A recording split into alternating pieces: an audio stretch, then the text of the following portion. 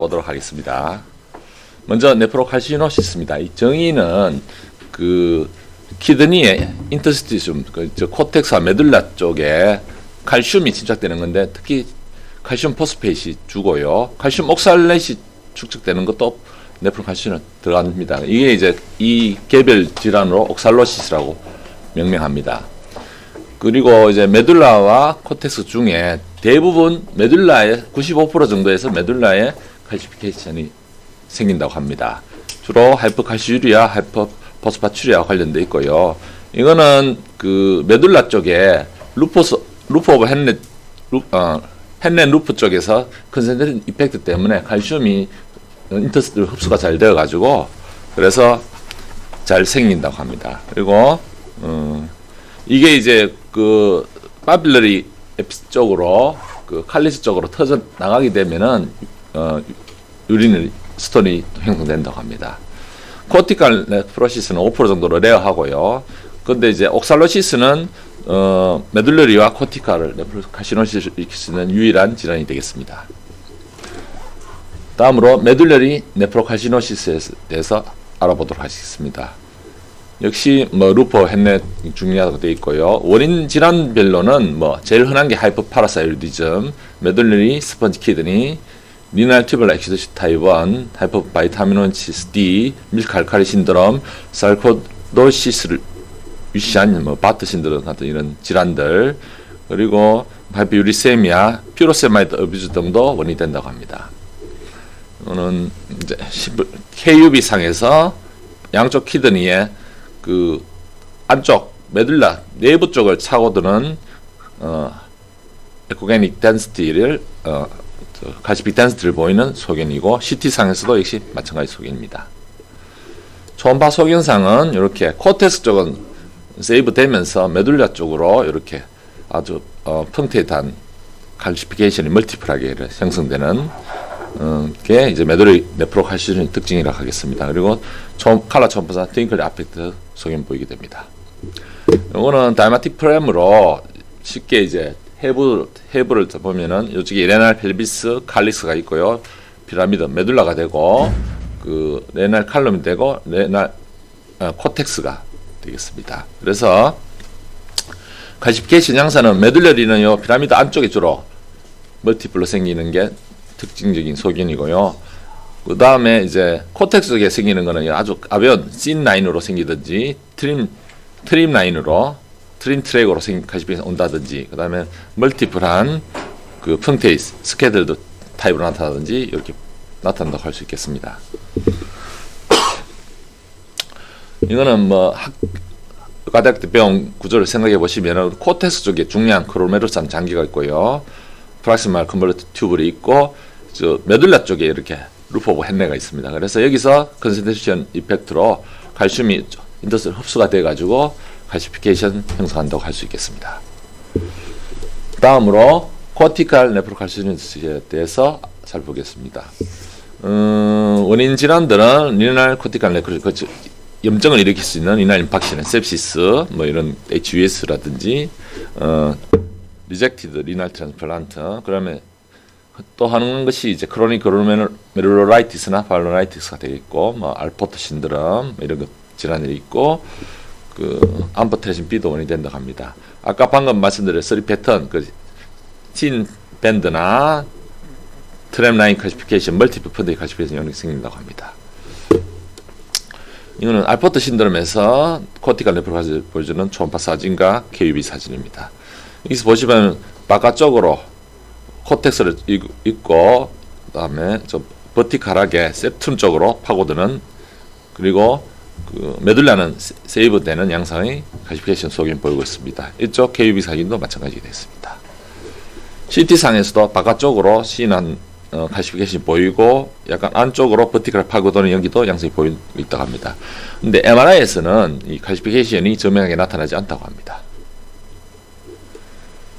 그리고 요거는 이제 슈도 장소마 엘라스티쿰이라는 질환에서의 코티칼 네프로칼시스 거의 비슷한 양상이죠. 근데 우리가 요런 거는 우리 임상에 흔히 못 보지만 흔히 임상에 보는 게 이제 Identified Bright Object라고 해서 작은 칼시피케이션 소견 보이는 게 있습니다. 이런 질환들은 원인은 타이니 스톤이라든지 타이니 시스트, 스몰 칼리시 다이버티클룸, 그다음에 칼시파이드 아트리, 타이니 안지오마이오라이포마 등이 원인이 될 수 있다고 하고, 이거는 초음파에서는 보이지만은 뭐 CT에서는 잘 안 볼 수 있다고 합니다.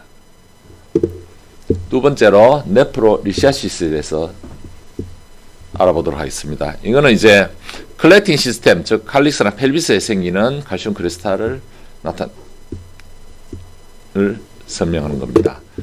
그래서 다른 말로는 키드니 스톤이나 리날 스톤으로 표기도 하고요.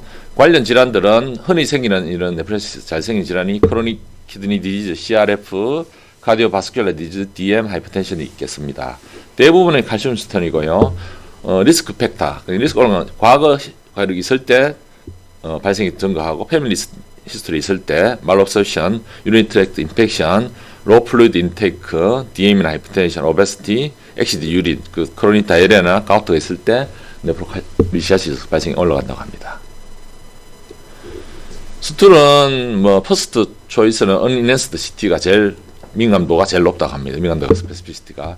소노는 뭐 CT를 하기 힘든 임신 중이거나 소아에서 사용하게 된다고 합니다. 이거는 5cm 미만이 될 때는 소노로 발견하기 좀 어렵지만은 트윙클링 아티팩트가 진단에 도움이 된다고 하고요. 뭐 민감도는 뭐 이 정도 된다고 합니다. 초음파상에서 에코게닉 스톤이 보이고 뒤에 그것도 섀도우 보이는 양상이고, CT상에서 이게 이제 넌인핸스드에서 이렇게 하이 인텐스 나타나면은 스톤을 할 수 있겠습니다. 여기도 스톤 양상 보이고 있습니다. 자, 세 번째로 하이드로네프로시스에 대해서 알아보도록 하겠습니다. 이거는 이제 유린 볼륨이 많이 형성돼 가지고 유린 패시지가 막힌다든지 했을 때 한쪽이나 양쪽 키드니가 부풀어 오는 것을 정의로 한다고 합니다. 그래서 이제 유린이 많이 형성되면 하이드로스태틱 프레셔가 올라가서 클렉팅 시스템에 그로밀라 프레셔도 또한 증가시키고, 그래서 이래서 GFR을 떨어뜨릴 수 있다고 합니다. 원인들은 뭐 스톤에서 막힌 경우, 리프럭스가 있는 경우, 뭐 블러드 클랏, 컨제니탈하게 막혀 있는 경우, 스카, 뭐 인저리 서저리 다음에 BPH, 프레그넌시, UTI, 말리넌시, 레트로 페리토니얼 파이브로시스가 원인이 될 수 있다고 합니다. 이거는 이제 하이드로네프로시스 스테이징, 그러니까 어느 정도를 그레이딩 하는 데 있어서 사실 아직도 계속 연구 중인 그런 내용입니다. 우리가 제일 기존에 흔하게 썼던 게 이제 AP 다이아메타를 매저, 이 트랜스버스 스캔, 롱지튜디널로 재는 분도 있는데 대부분 한 3분의 2 이상은 트랜스버스 스캔에서 보통 잰답니다. 근데 이게 이제 재기는 쉽지만은 여러 가지 영향에 의해서 하이드레이션은 블러드 필링이나 포지션 리스피레이션에서 영향을 받기 때문에 다양하게 나타나고 반복적인 검사가 잘 안 된다고 합니다. 이거는 그레이드 1, 2, 3, 4, 5로 하는데 이제 4, 5는 말단 파렌하이머 로스를 나타내고 5는 시비안 파렌하이머 로스를 있을 때 이렇게 나눈다고 합니다. SFU 클래시피케이션은 Society of Fetal Urology로 해서 이제 보통 여기서 나오는 보니까 대부분 성인보다는 이제 소아 아기들 출산했을 때 이게 이 그레이드를 나눠서 이제 수술을 빨리 이제 해줘야 될지 말아야 될지 결정하기 때문에 이 그레이드를 많이 분류를 했다고 합니다. 그래서 그리고 SFU 클래시피케이션도 맹 5가지인데 이것도 이제 변동성이 너무 많아서 좀 문제가 있다고 하고요. UTD 클래시피케이션, 유리너리 트랙트 딜라테이션만 보고 주로 하는 건데 이것도 베어리블한데 그 인펀트에서 이제 리스크 레벨을 디터민할 때 여기 고안됐다고 합니다. 근데 이것보다 더 나은 시스템이 언앤 그레이딩 시스템이라고 해서 그 이거는 이제 서지컬 트리트먼트 결정을 하는 데서 가장 효과적인 그레이드 시스템이라고 합니다. 그리고 팔로업, 리프로듀스 그레이딩과 치료를 적절한 시기를 결정하는데 제일 나은 그레이드 시스템이라고 합니다. 그 아나토미 피자를 잠깐 살펴보면 레날 펠비스는 그 이제 뭐 선천적으로 익스트라 레날 펠비스가 있는 게는 컴프라스가 제일 좋고요. 그 다음에 인트라 레날 펠비스, 그러니까 키드니 내에 있을 때는 아무래도 키드니 조직에서 컴프라스가 적게 되겠죠. 칼리스는 역시 펠비스보다 더 컴프라이언스가 더 낮을 거고, 그래서 칼리스가 늘어난다는 얘기는 데미지가 더 크다는 얘기고, 그 다음에 이제 안쪽이 메둘라 코텍스인데 메둘라가 그래도 코텍스보다는 좀 더 이제 컴플라이언스가 좀 더 있다고 합니다. 그래서 more expandable and compressed 된다고 합니다. 그래서 요거는 뭐 알아놓으시면 좋겠습니다. 저 네오넷의 7.5mm, 1세에는 8mm, 2세 때는 10mm 이상이 로우 마진, 노말 마진이라고 합니다. 그래서 한 7mm 정도로 일단 기억하시는 게 제일 좋을 것 같고요.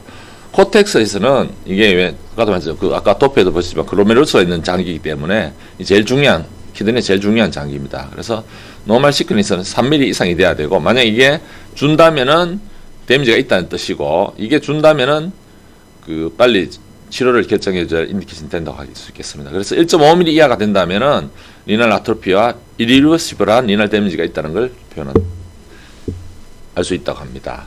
그 외에도 그 레날 파렌카이마의 어떤 모양, 그러니까 코텍스가 보통 하이퍼에코익한데 하이퍼에코익하게 변하거나 코텍스가 시스틱 디제네레이 생기거나 코티코메듈러리 디퍼런시에이션이 없어질 때 이것도 이제 거의 그 코텍스의 그 시닝하고 맞는 소견이라고 합니다.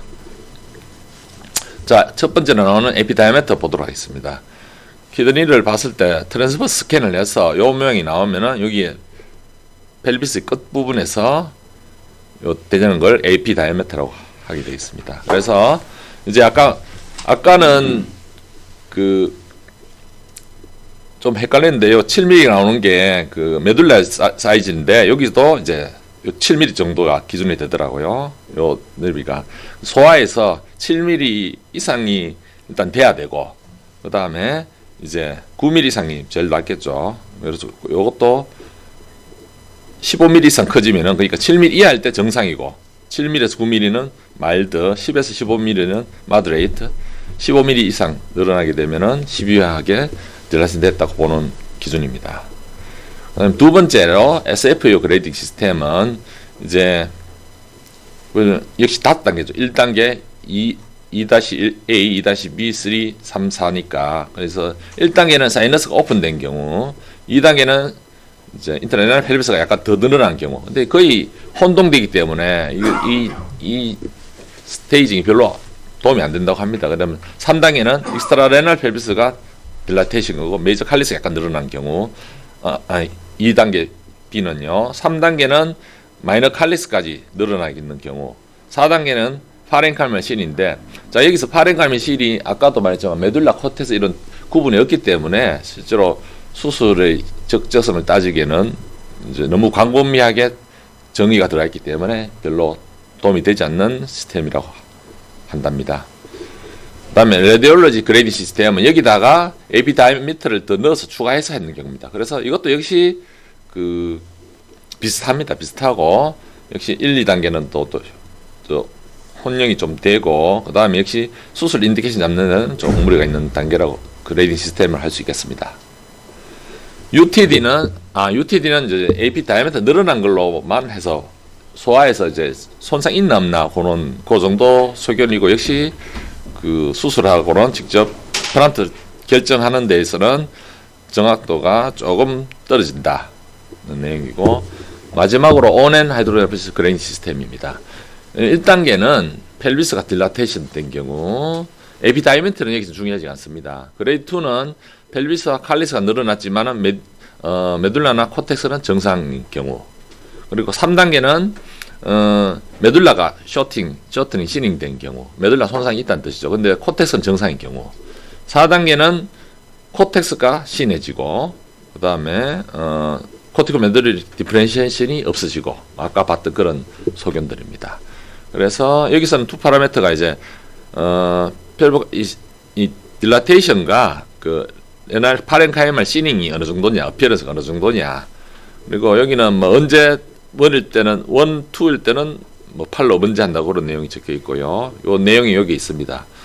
초음파를 보고 그 다음에 이제 초음파 인터벌이 6개월이고면은 온앤포는 2주까지 간격으로 줄고, 리날 스캔은 리날 그 강 기능을 얼마나 평가하는 건데, 이제 1, 2는 보통 컨저버티브로 옵저베이션하고 치료를 안 하고 보통 한 3세 되기 전에 대부분 다 좋아진다고 되어 있습니다. 그래서 그 스캔도 하지 말고 그냥 컨저버티브로 본다고 합니다. 근데 온앤 3부터는 한 30%에서 수술이 필요할 수가 있기 때문에 리날 스캔도 하면서 치료를 하다가 정 안 되면은 3년 때는 만약에 계속 이게 남아 있으면은 수술할지 말지는 이제 보호자하고 상의해서 리스크를 상의해서 수술을 해도 되고 안 해도 되는 그런 식으로 할 수 있다고 합니다.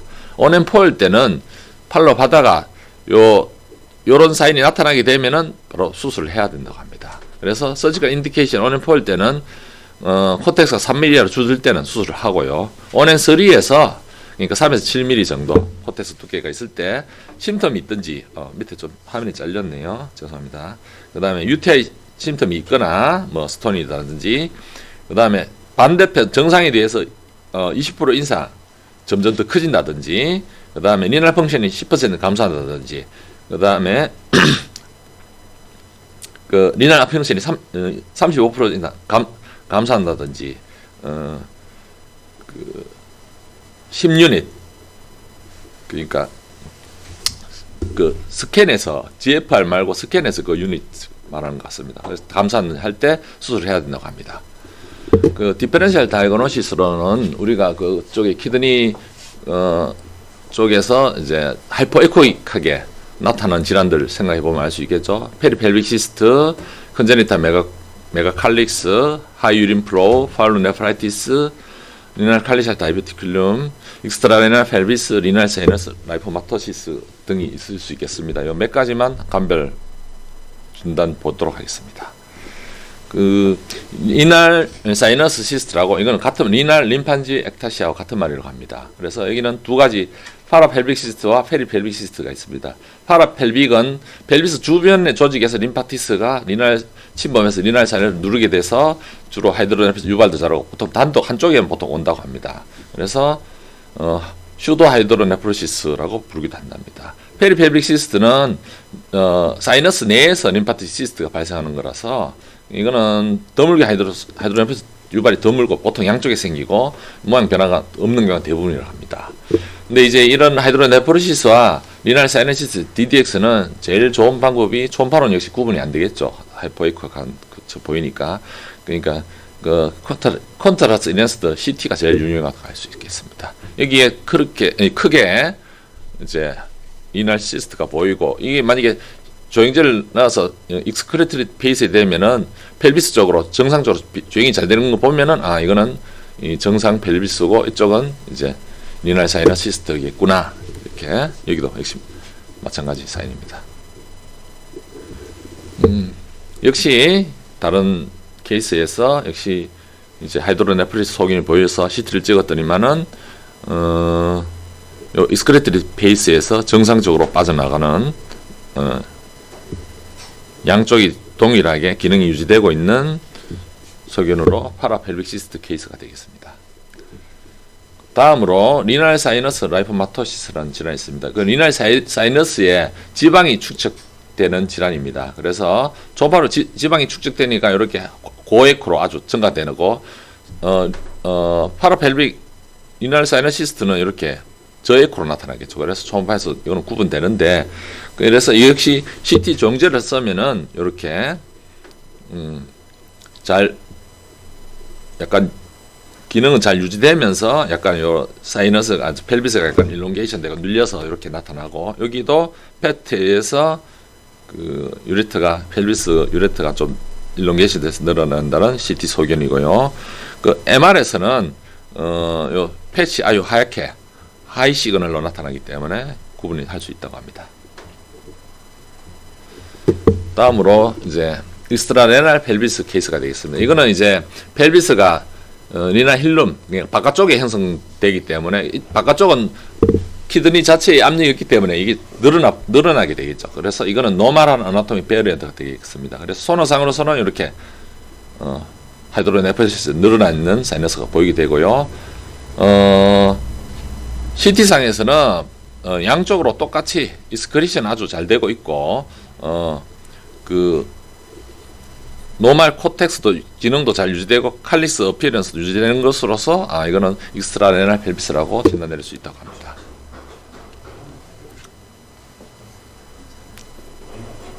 예, 제 강의는 여기까지입니다. 예. 아까 사이너스 리포마토시스 하는 거 있잖아요. 예. 그 사이너스 주위에 이제 지방이 남 노인이 올드에이지만 지방이 막 침륜이 되거든요. 그 사이너스 자체가 이제 안에 조직의 소프티슈에 그 지방이 침착이 되면 고에코가 되는 게 아니고 저에코 되죠. 왜냐하면 이제 우리가 사이너스가 고에코라든 건 초음파 비임이 사이너스 생각해서 무수한 음양 계면체의 반사에 의해서 고에코거든요. 예. 그러면 이것도 지방은 상대적으로 이 무수한 반사에 보다는 저에코가 되는 거죠. 그렇게 그 사이너스 안에 저에코로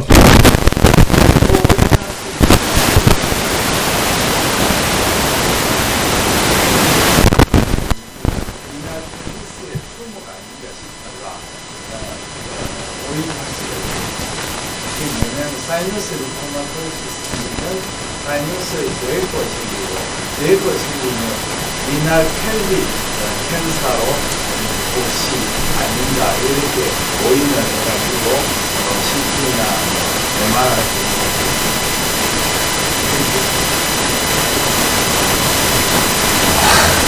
사이너스 리포마토시스는 고에코가 아니고 고에코가 아닙니까? 저해코 그거는 아닌가